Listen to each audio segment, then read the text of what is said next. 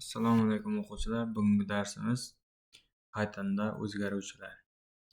Oldindan prezentatsiya tayyorlab olganman. O'zgaruvchilar kompyuter xotirasida ma'lum bir qiymatni saqlash uchun ajratilgan joy.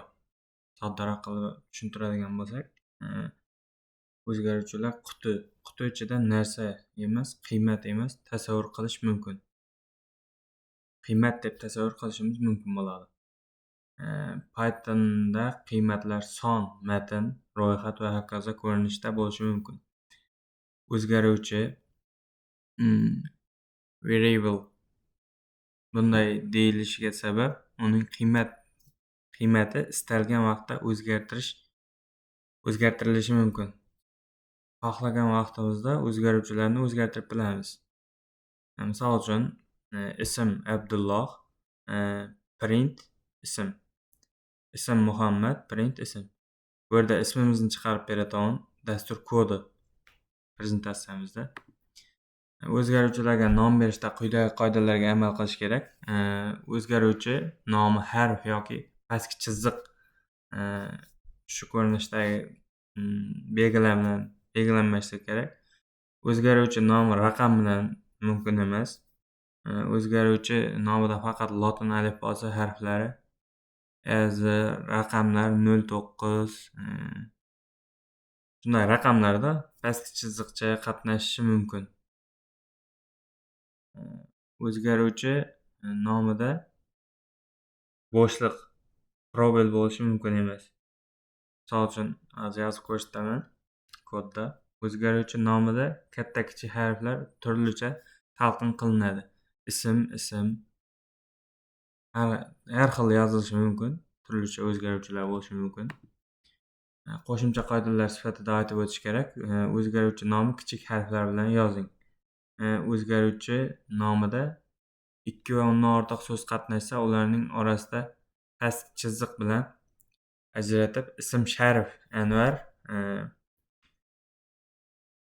Nayzullayev yo bo'lmasa shu yozgan ismimiz yo bir shu o'zgaruvchimiz qo'sh tirnoq ichida yoki bir tirnoq ichida yozilishi kerak bo'ladi.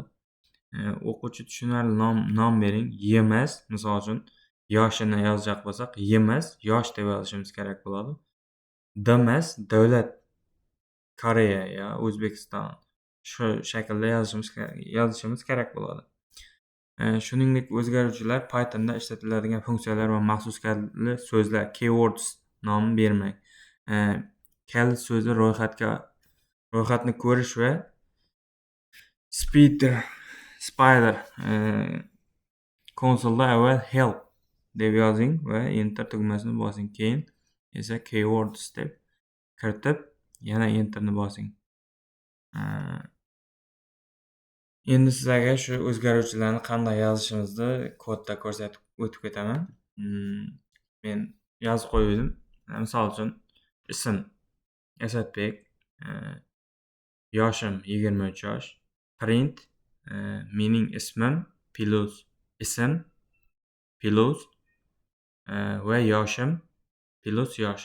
Bu kodda printda nechun mening ismim va yoshim degan narsa bor deb savol bersangizlar, kodda mana dasturda o'zi ishlatib qo'yibman. Mening ismim Asadbek va yoshim 23 yoshda. Shuning uchun shunday deb chiqib turibdi. Misol uchun hozir shu yerga yoshning orqasidan plus da deb yozsak, qaytadan ishlataversak, mening ismim Asadbek va yoshim 23 da. Bitta probel tashlaversak, bu qo'shilib turganimiz arilib yoziladi.